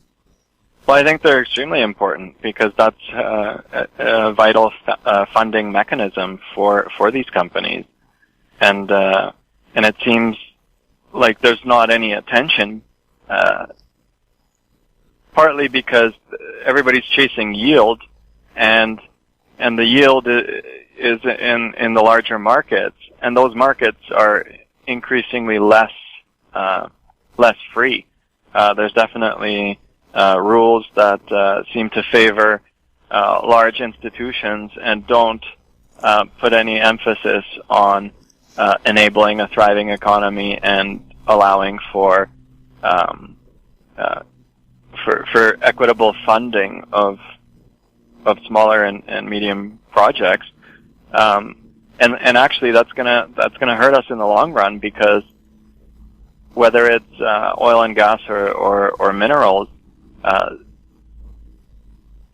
the resources aren't being enabled to, for example, undertake drill projects and ensure that there's new discoveries, for example, right? So if there's no new discoveries, then in a few years we're not going to have replacement resource to meet market demand, and that's going to then create pressure on price, and ultimately, if we're not helping our small and medium businesses grow and be able to have funding, then we'll be at the whim of international markets, and it'll hurt us in the long run with higher prices and less economic activity. Is the People's Party aware of the economic impact of the removal of the Uptick rule has had on the junior stock markets in Canada? Yeah, so that's actually been brought to my attention recently, and over the last couple of years, I've just out of personal interest, I've been learning a lot more about how things work and how funding occurs, and also how smaller companies, specifically on the junior markets, are disadvantaged by larger players being able to essentially eliminate their competition and choose winners and losers. And this also ends up tying into corporate welfare and the federal government and other levels of government trying to create targeted incentives, whether it's through subsidies or tax credits, that favor the very companies that sometimes directly or indirectly support lobby efforts for those changes, and so it results in less competition, and that results in fewer jobs. And really, I've noticed even and heard directly from folks in the Yukon specifically that it's hurting the rural communities, because even though there might be amazing grades of minerals in the ground, there's just not the financing available, and essentially they're being shut down by other market players who are able to benefit from rules that favor them and punish the small players, and essentially make it so that it's not possible for them to get financing, because they're just whether it's naked short selling or other sort of loopholes that exist, it's sabotaging our lifeline, which is small and medium businesses in Canada. Is the People's Party in favor of a zero capital gains tax? Yes, absolutely, and I think that would have a massive positive impact for not only individuals but also for families and subsequently small businesses, because there's already so many obstacles that exist to start up a new business. The last thing you want is to be penalized for taking a risk and making a capital investment. So it only makes sense to remove the capital gains tax, and that'll help to kickstart our economy and help bring financing options to smaller businesses, and at the same time enable a more prosperous and thriving Canadian population, where there's excitement about having equal opportunity for investments, and that'll directly result in more jobs and sort of even just having a more positive outlook about economic independence and self-reliance. How helpful would no capital gains tax be for the natural resource industry? Well, I think, as I mentioned before, that is our lifeblood across the country, and specific to the Yukon as well. There's huge numbers of valuable resources, and unfortunately, there's some hypocrisy with a lot of advocacy or political campaigns where, everybody likes the technology and freedom of mobility and some high-end technology and consumer products, but they forget that all of this is brought to us by the resource sector. And so we need to encourage investment, make it easy, and that will have direct positive impact in flourishing economy. Is employment in the Yukon being affected by overregulation? Well, we've had some good news stories for sure, but at the same, like with Victoria Gold, but at the same time, because Bill C-69 came in recently, it's creating a lot of uncertainty for any new projects, and I think that's very important to consider, because a lot of times politicians and even investors have very short time frames for consideration, and they don't often consider the long-term effects. And while we did have some good news stories moving forward, the litigation risk and the uncertainty when it comes to permitting in the Yukon is a lot of investors are getting cold feet, and we've seen BMC Minerals this year cancel their drilling program because of the red tape. And something that folks might not be aware of, in the Yukon, there's an assessment board, and that actually falls under federal jurisdiction. It's the group is called, or the organization's called YESAB, and unfortunately, the Liberals actually changed legislation that removed having clear timelines as part of the process. And so this further fuels uncertainty, because if you or I wanted to start a project, we would have no timeline whatsoever of when we could expect our assessment to be complete.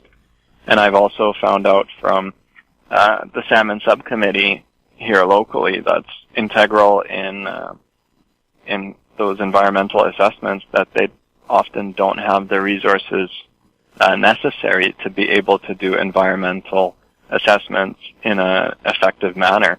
And so we're seeing a lot of this sort of empty virtue signaling where everybody's talking about how important it is to protect the environment, but they don't put money where their mouth is, and they're not enabling effective due diligence in a timely fashion. And so part of what I would put forward is to ensure that changes are made so that proper resources are available, as well as clear timelines. And that'll actually make the permitting process stronger and better for everybody involved, and ensure that there's not politicization of whose projects gets resources to get the rubber stamp or to actually assess environmental considerations to allow for smooth project evolution. Talking about environment, how about our insides? Toxic tap water, an ongoing problem across the nation. Some of the contaminants include pesticides, arsenic, lead, fluoride, manganese, radioactive materials, and of course there's the co-toxicity caused when you combine two or more of those things together. What's the cost of this toxic tap water to the health of Canadians and our economy in general? Well, I think that number is probably unimaginable. And as opposed to focusing on sort of what's most popular, talking about man-made climate change, the People's Party of Canada has an environmental platform that's focused on practical, real-world solutions to, for example, unclean water. And it absolutely is a priority. we've had over 100 years of conservative and liberal governments that have been promising to tackle these issues, and they seem to have only been doing it to try and buy votes. And so there's a stark contrast between the People's Party of Canada, which isn't promising money for different groups or different projects, but in essence, we're promising to use what's already available to do what's necessary when it's necessary to do it. And having clean drinking water and even proper sanitation across the country is absolutely critical, because that is the first step. If we're majority of our bodies are water, and it's essential for our lives. And so if the water's not clean, well, then the downstream effects of that are going to be illness or disease. And if we focus on fixing the root causes of all these problems as opposed to patching up the symptoms, we're going to have a much better result, and everybody's going to benefit. So if we have healthier Canadians, they'll be in a better mood, they'll be happier, they'll be more creative, and that's again going to help strengthen our economy and reinvigorate that optimism and love of life where opportunities are possible and you're healthy to be able to undertake them. Do we have any idea of what the cost to the economy, though, and people's health is from all the pollution coming into our rivers, lakes, and oceans? Well, there's multiple layers to what that cost would be. I don't have any specific figures, but for example, we've got fisheries, we've got farming, and just those two industries. If the product's not good because it's toxic, well, then now you're sabotaging that industry from the get-go. And the implications of that could be magnificent, really. And it comes down to, again, not trying to virtue signal and go with what's popular, but actually ensure that we don't have raw sewage being dumped into the St. Lawrence River or out of the Bay in Victoria, right? And we actually had laws in place to ensure that this wouldn't happen, and they're just not being respected. And we've had more of an open borders policy that's enabled for our infrastructure and social systems to be overwhelmed and over capacity.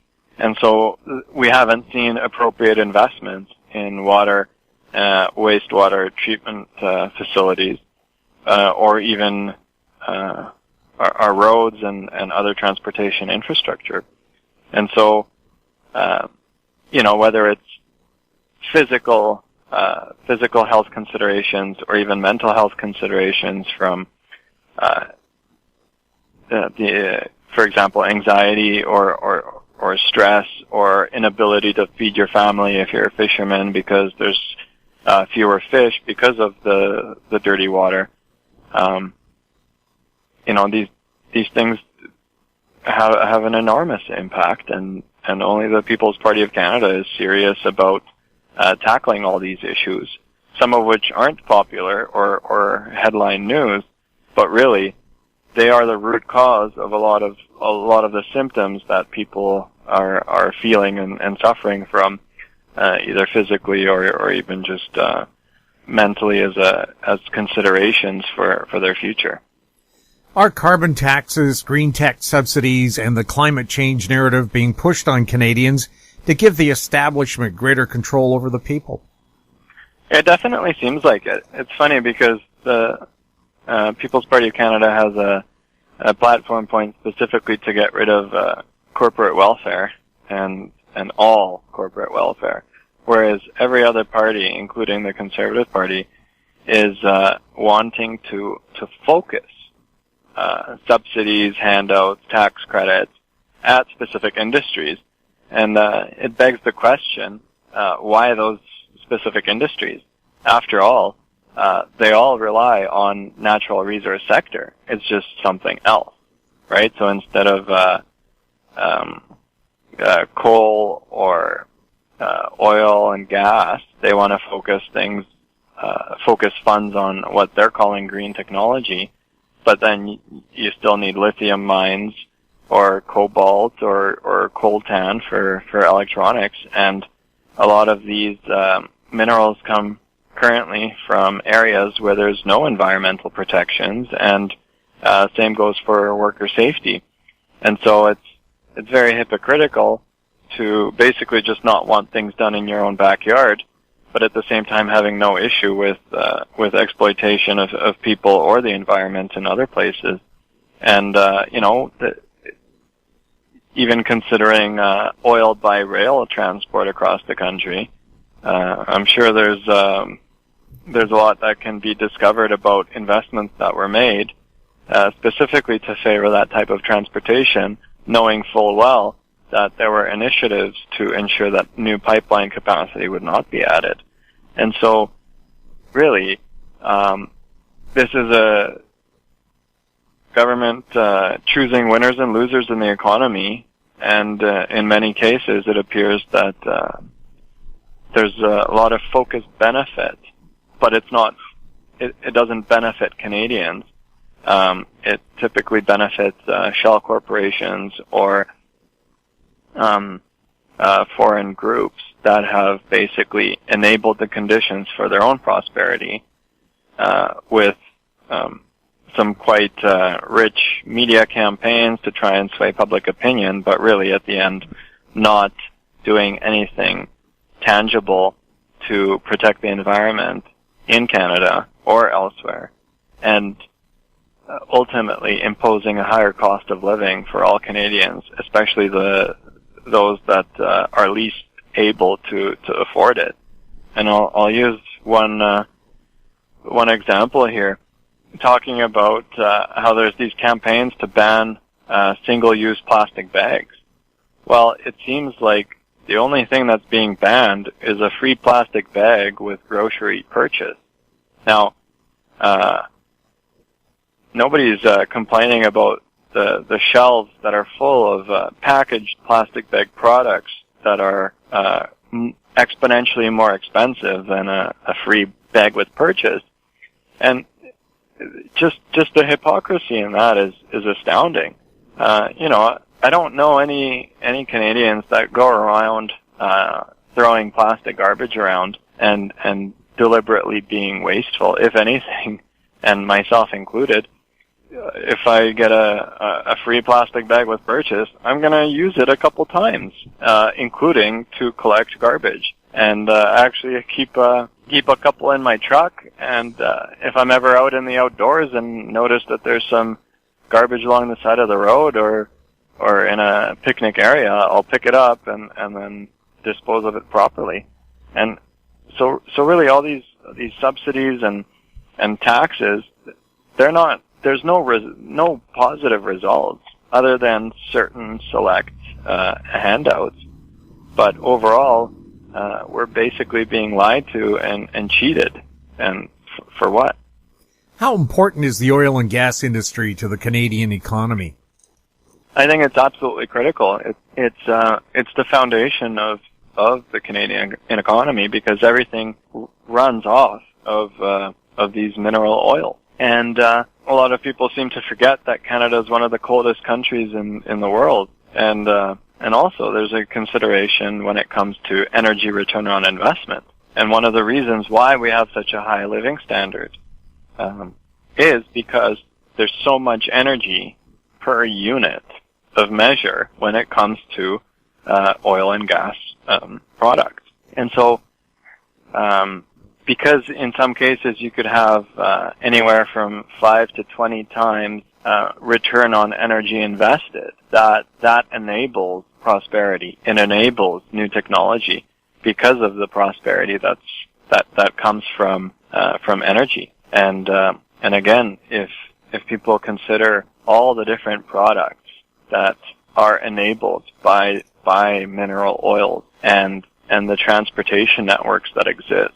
I often laugh when I see photos or videos of environmental protesters because they're wearing Gore-Tex waterproof clothing, which comes from plastics and oil and gas. They have Tupperware containers. They have plastic canoes. They'll take some form of transportation, whether it's a bus or a car or even a bicycle. All of those products require metals and smelting facilities, and you even need coal for metal production. And so again, the hypocrisy, like, it's got to stop. Vancouver's got the largest coal export terminal in North America, and where's the outrage about China building over 300 coal power plants? Like, there's a reason why they're doing it, and that directly translates into why is our domestic economy and oil and gas sector being unsafe? It's only recently people have started calling natural gas a dirty fossil fuel. Up until a couple of years ago, it was considered safe and clean, and there's even technology to take the carbon out of it to make it even cleaner. Why do you think all of a sudden natural gas is being attacked? Because it's a great way to replace coal. Well, it's an interesting point, and I'll compare this to the Green Party, for example, being against next generation nuclear technology, which actually uses old fuel and actually results in less radioactive waste. It comes down to trying to control every aspect of the economy, and as we've seen in other jurisdictions around the world, Germany, for example, and even Ontario or Alberta, it's creating energy poverty, and it's making life more expensive. It seems to be part of this United Nations Sustainable Development agenda, whereby there's a desire to control every aspect of everybody's lives, to get rid of Canadian sovereignty, and essentially outsource all decision-making to an unelected, unaccountable governing body. And so they're basically trying to call everything dirty. And, are we going to get to a point soon where everybody has a ration for how many breaths they're allowed to take? Because that's where things will go if we don't stop the insanity now. We are carbon-based life forms, and carbon dioxide is essential for all life on Earth. Why do commercial greenhouses have carbon dioxide generators that result in 2 or 3 times the natural concentration of carbon dioxide to stimulate plant growth, to provide for more food? And so creating artificial scarcity when it comes to energy, regardless of what type of form it takes, it's anti-human. It doesn't make any sense. You can't have prosperity and a flourishing economy without having cheap and abundant energy. And so the more prosperity you have, the more you can develop even better technology. And also, we need to stop corrupt government officials from preventing even better technology from being available. Are pipelines the safest and most efficient way to transport oil and gas in Canada? Yeah, absolutely, especially when compared to the alternative as transport by rail, for example. And I know there's bound to be somebody who's going to say, oh, well, there have been pipeline leaks. Well, guess what? We have a framework that favors more bureaucratic regulation as opposed to practical inspection, as well as we've got so many lobby groups and initiatives to try and block pipelines that we're not even able to plan for replacement of end-of-life pipelines, for example. And so it's important to have a sound mind and common sense approach to these considerations. And instead of trying to penalize everything, we need to enable better ideas and technology, and ensure that as it appears that around the world demand for oil and gas products is increasing, we should allow our economy to flourish, and at the same time, that'll result in extra money being available to fund innovation into even better ways of doing things.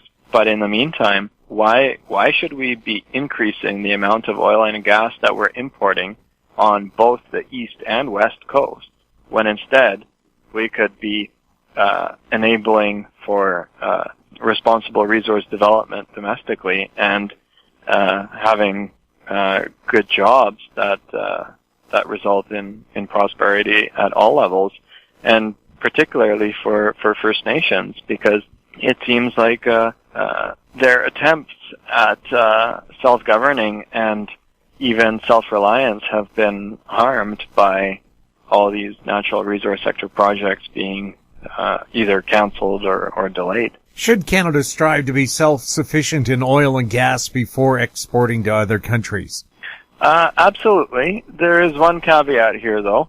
I'm no expert when it comes to how different fuels are blended, and so I am aware of different grades of oil and gas, and the need for example, diluent to be added to some heavy oil product to make it easier to transport. Nonetheless, we shouldn't be importing what we don't need or can't produce domestically. So we absolutely need to take a Canada First approach to our economy, and specifically to oil and gas, and then basically export whatever surplus, or if there's a specific blend that's required and we might not have it available, well then that's sort of just a common sense trade. But also, a lot of people forget that we're importing at market prices, at world market prices, and we're selling at about half of the market price due to our inability to have more capacity to export. And so that just doesn't make any sense, and it's absolutely a priority to ensure that we have pipeline capacity to get our product to market, and to have more options and not just have one customer, for example. How onerous is the regulation around the permitting process for mining oil and gas? Well, we already had the best regime in the world. We had world-class standards, and recently, under the guise of further environmental protection, Bill C-69 and C-48 came into effect a couple of weeks ago, and really, some of the feedback that I've heard from all sorts of resource companies is that why should they continue to spend money under this kind of regime in Canada? Because not only are there the extra nonsensical regulations imposed by C-69 and C-48, but we've also got a national carbon price scheme, and so that's resulting in a compounding higher cost for absolutely every good and service, especially since Canada is such a large country, and we don't have an evolved or next generation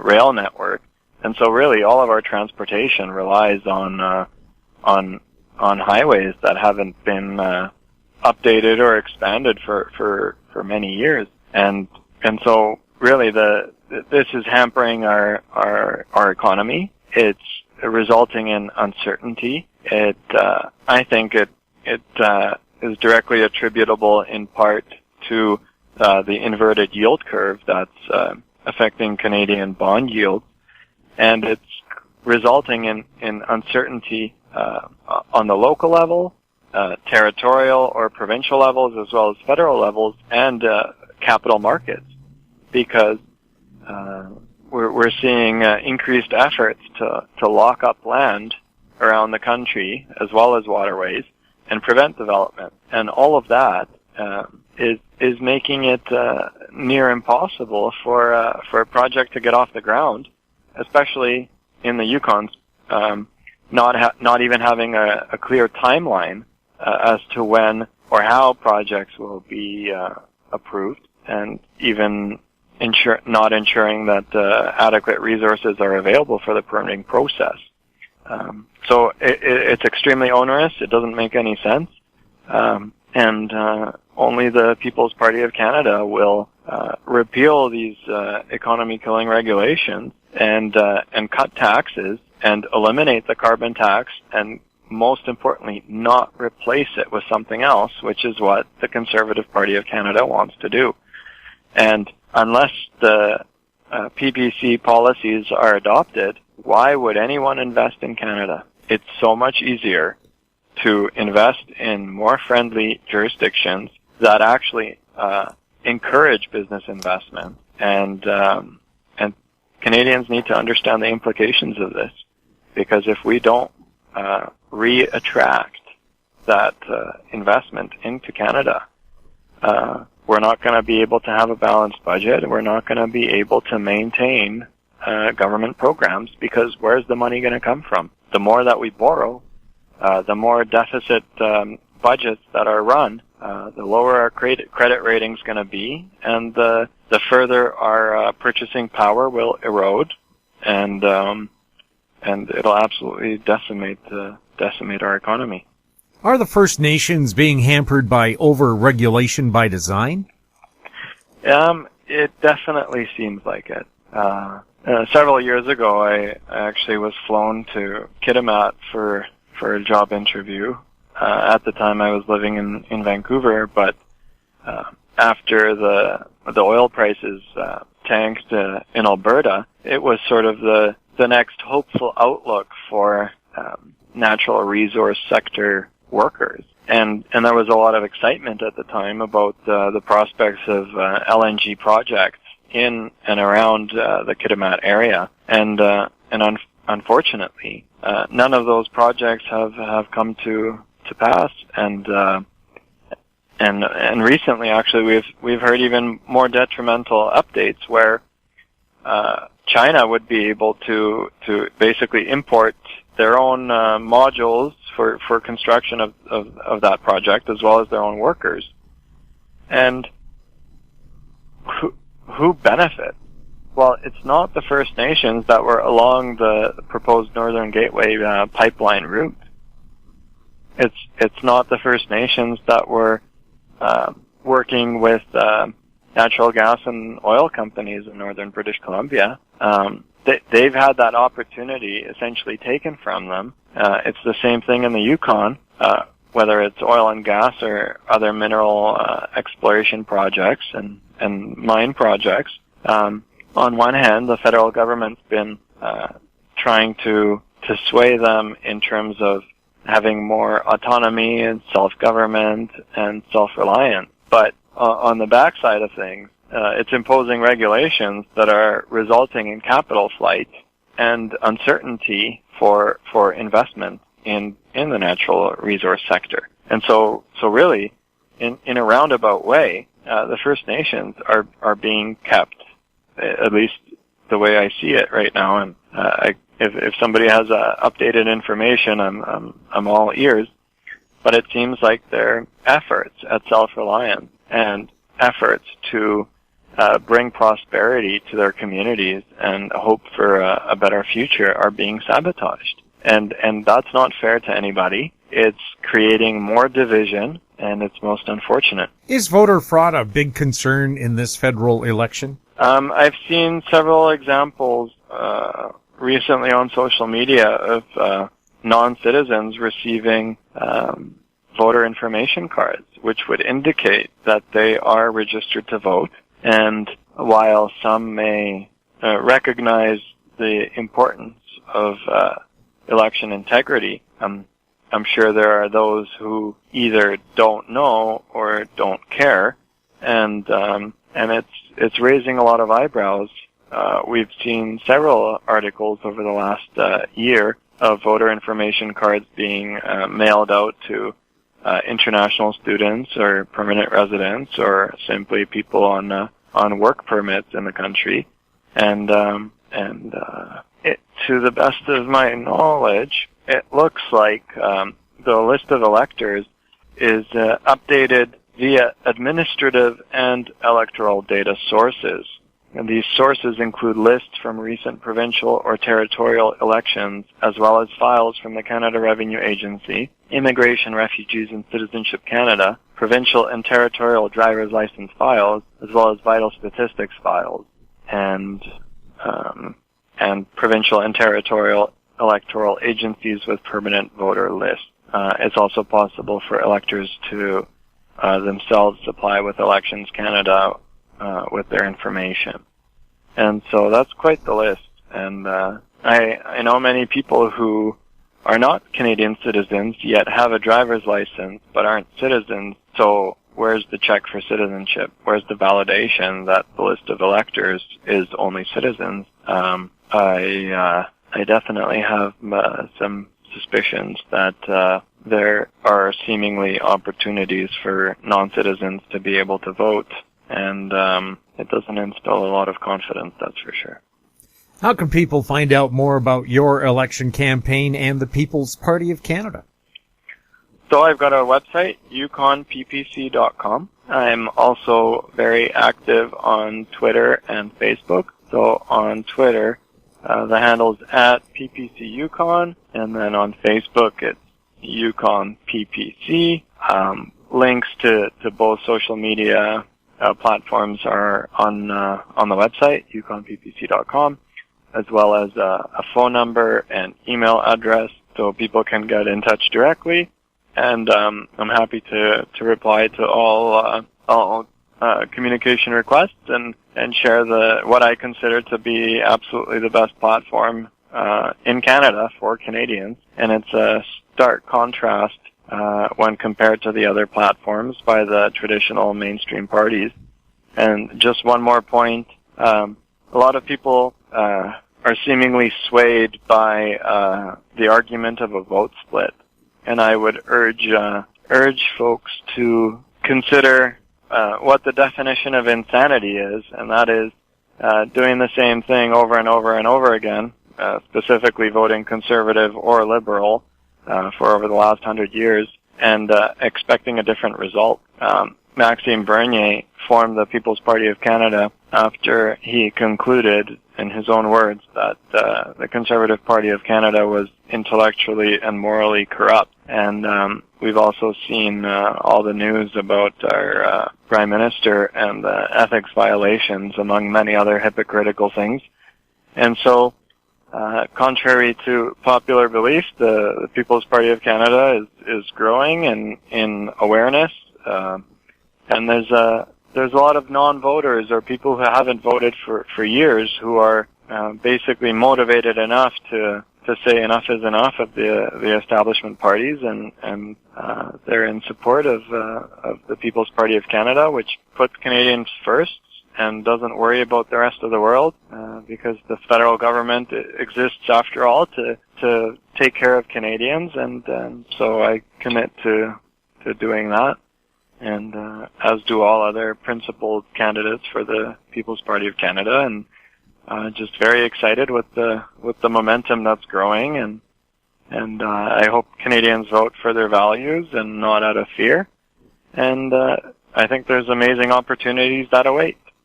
Thank you very much. I had a blast. My guest has been Joseph Zelezny.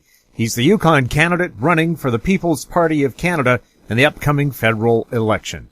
And that wraps up our show for this week. We'd like to thank our guests, Ross Clark, Maxime Bernier, Ian Prittie, and Joseph Zelezny.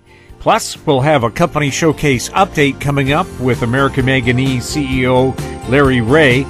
And if you have any questions for the show, you can send them to info@housestreet.com. I'm Jim Goddard. We'll be back next week with more This Week in Money. Comments made on This Week in Money are an expression of opinion only and should not be construed in any manner whatsoever as recommendations to buy or sell any financial instrument at any time. Archived online at talkdigitalnetwork.com. This Week in Money is a production of House Street Media Incorporated. Executive producer is Tom Allen. Welcome to Company Showcase, an advertising feature on HowStreet.com. I'm Jim Goddard.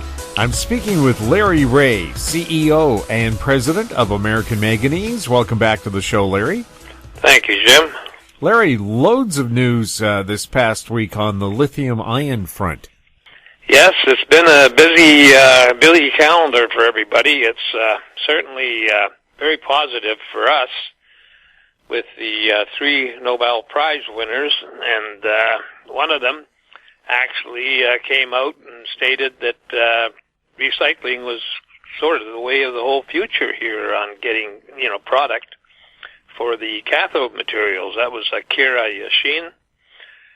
I'm not sure how you pronounce that, but that was a big boost for the recyclers, and specifically for us, because he mentioned in there about whether he doubted whether it was profitable, but he should talk to us, because we certainly have a profitable solution, and we look at things different than the scientific world or the battery world or the EV car world.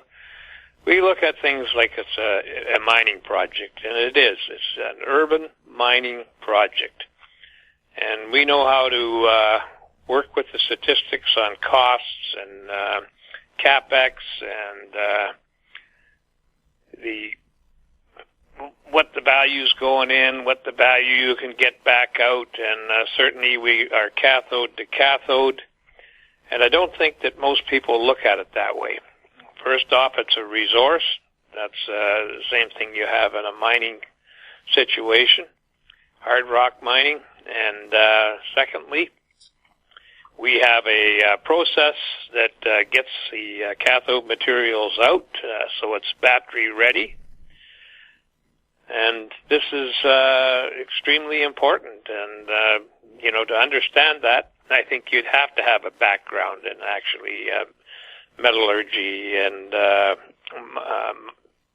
concentrator operation, concentrator being the chemical side of the equation. So, I think that's a tremendous thing for us, and I think we're going to get a lot of traction off that. Now, like a lot of companies, I didn't go out and announce all that because we've got, other things that we want to announce, and I think everybody in the world knew about this, so I didn't think repeating it would be beneficial. Certainly, we'd like to get a hold of the Nobel Prize winner and appraise him of what we're doing, and that'll be an ongoing effort. So that's a great news about that statement that was made in Bloomberg, and then we can move on to other things that we've found out. One, we've been looking at scraps before anybody even knew what scraps were, and we saw that as a low-hanging fruit. And that is going to be our first plant. Will come off of scraps, which is the pre-use. It means it never got into a battery. And so there's a lot of steps that you avoid, although you still have a disassembly step where we have to get the cathode material off of the aluminum foils, or vice versa, we get the graphite material off of the copper foils. But that's all patented. That's all part of our first and second patent. And so we're ready to go. We're treating material right now that is third-party, Pure One companies that we hope to have answers for them next week. And it's going to be a long weekend, so people can digest that.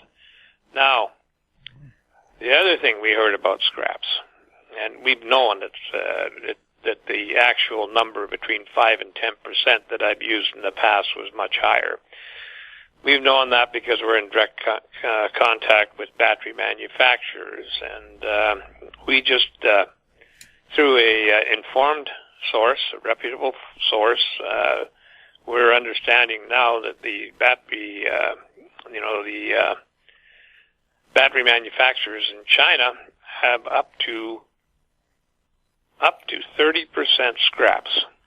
That's huge, and that's going to make a big indent in the profitability of producing batteries. And so it's about time that they started paying attention to, especially to recycling. They should be throwing money at us to get the solution done.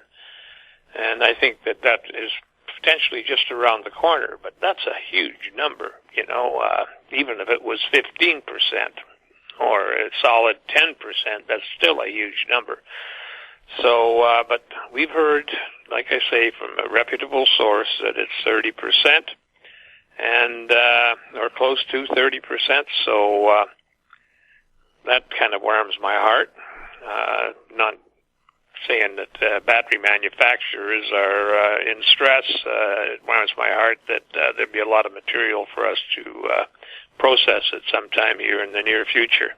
So that's the big highlights. I mean, it's kept me smiling all week, and so I have a few attachments, and those attachments are to do one with the Nobel Prize winner, and we have other attachments, and I keep forgetting this all the time. I don't know why, but we get a lot of interest out of India, and we get at least one or two more parties that are interested in our recycling program for India, because India is going to institute a big, regulations on recycling, and they are pushing really hard now. You remember they're the fourth largest economy in vehicles, not necessarily electric vehicles, in the world. So they can see the future is EV cars, and they're already laying the groundwork. There's interest certainly in our process. It seems like we get more queries out of India than anywhere else, and so they're aggressive, and that makes me happy. And so, it's been a great week. The stock's holding well. I've attached some graphs to this showing the stock markets for the Dow Jones, the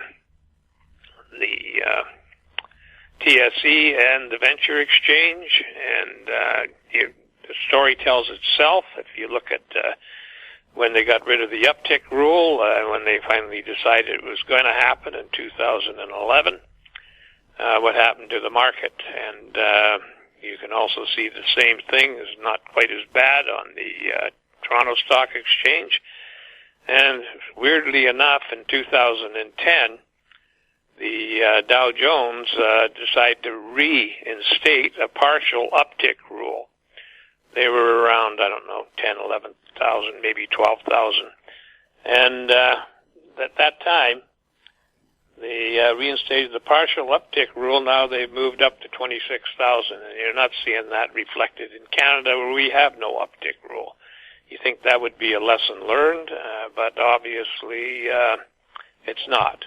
But anyway, that's just for your perusal, and with no uptick or short rule, as we used to call it, we're seeing, damage in the Canadian markets. So I wish everybody a happy Thanksgiving, and I'll turn it back to you, Jim. Larry, where are you traded, and how can people get more information about American Manganese?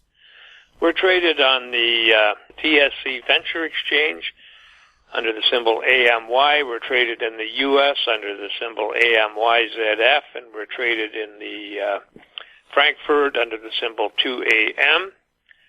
You can get all the information to do due diligence on the company at AmericanManganeseInc.com. You can phone us at 778-574-4444, or you can email me at LREAUGH@AMYMN.com. Larry, thanks for the update, and have a great Thanksgiving. Well, you're welcome, Jim, and you have a good Thanksgiving. My guest has been Larry Reaugh, CEO and President of American Manganese. I'm Jim Goddard. Our conversation took place on October 11th. Comments made on Company Showcase are an expression of opinion only and should not be construed in any manner whatsoever as recommendations to buy or sell any financial instrument at any time. Archived online at HowStreet.com. Company Showcase is a production of How Street Media Incorporated.